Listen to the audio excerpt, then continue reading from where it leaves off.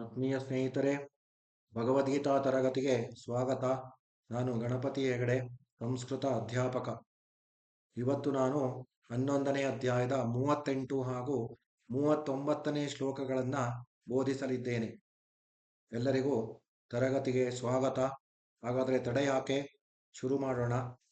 ಓಂ ಶ್ರೀ ಪರಮಾತ್ಮನೇ ನಮಃ. श्रीमद्भगवद्गीता अथ एकादशोऽध्यायः विश्वरूपदर्शनयोगः। त्वमादिदेवः पुरुषः पुराणः, त्वमस्य विश्वस्य परं निधानम्, वेत्तासि वेद्यं च परं च धाम, त्वया ततं विश्वमनन्तरूप। त्वमादिदेवः पुरुषः पुराणः, त्वमस्य विश्वस्य परं निधानम्, वेत्तासि वेद्यं च परं च धाम, त्वया ततं विश्वमनन्तरूप। त्वम् आदिदेवः पुरुषः पुराणः, त्वम् अस्य विश्वस्य परं निधानम्, वेत्तासि वेद्यं च परं च धाम, त्वया ತತಂ ವಿಶ್ವಮನಂತರೂಪ. ನೀನು ಆದಿದೇವನೂ ಸನಾತನ ಪುರುಷನೂ ಆಗಿರುವೆ. ಈ ಜಗತ್ತಿನ ಪರಮಾಶ್ರಯನೂ ನೀನೇ ಆಗಿರುವೆ.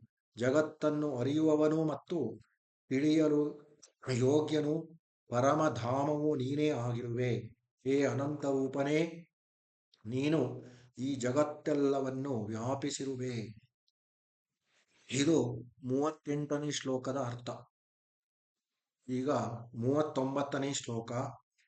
ವಾಯು ಯಮೋ ಅಗ್ನಿರ್ವರುಣ, ಅಗ್ನಿ ವರುಣ ಶಶಾಂಕ ಪ್ರಜಾಪತಿ ತ್ವಂ ಪ್ರಪಿತಾಮಹಶ್ಚ, ನಮೋ ನಮಸ್ತೇಸ್ತು ಸಹಸ್ರ ಕೃತ್ವಃ ಪುನಶ್ಚ ಭೂಯೋಪಿ ನಮೋ ನಮಸ್ತೆ.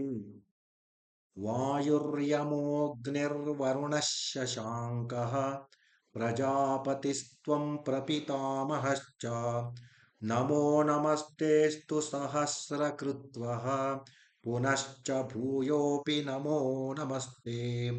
ವಾಯುರ್ಯಮೋಗ್ನಿರ್ವರುಣಃ ಶಶಾಂಕಃ ಪ್ರಜಾಪತಿಸ್ತ್ವಂ ಪ್ರಪಿತಾಮಹಶ್ಚ, ನಮೋ ನಮಸ್ತೇಸ್ತು ಸಹಸ್ರಕೃತ್ವಃ ಪುನಶ್ಚ ಭೂಯೋಪಿ ನಮೋ ನಮಸ್ತೆ.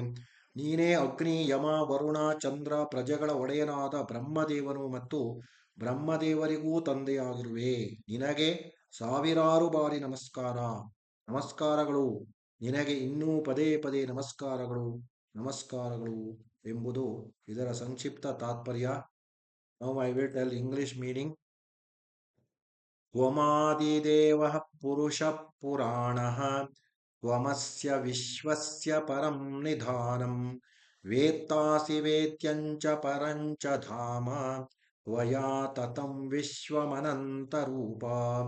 ತ್ವಮಾದಿದೇವಃ ಪುರುಷಃ ಪುರಾಣಃ, ತ್ವಮಸ್ಯ ವಿಶ್ವಸ್ಯ ಪರಂ ನಿಧಾನಂ, ವೇತ್ತಾಸಿ ವೇದ್ಯಂ ಚ ಪರಂ ಚ ಧಾಮ, ತ್ವಯಾ ತತಂ ವಿಶ್ವಮನಂತರೂಪ.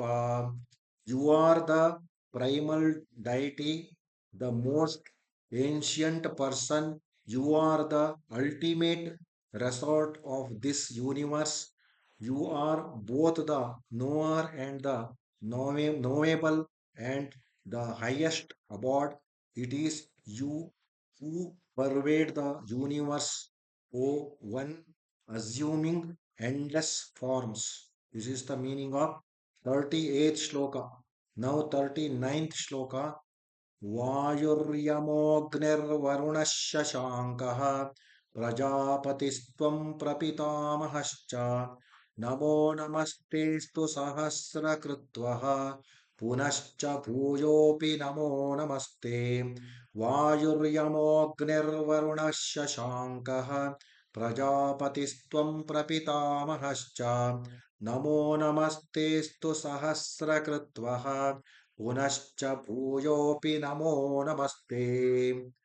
वायुः यमो अग्निः वरुणः शशाङ्कः प्रजापतिः त्वं प्रपितामहः च नमो नमस्तेऽस्तु सहस्रकृत्वः पुनः च भूयोऽपि नमो नमस्ते.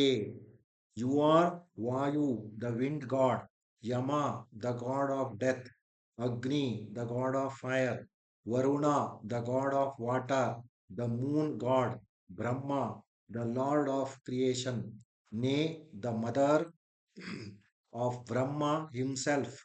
Hail, hail to you a thousand times. Salutations, repeated salutation to you once again. This is the meaning of 39th shloka. All of you learn Bhagavad Gita.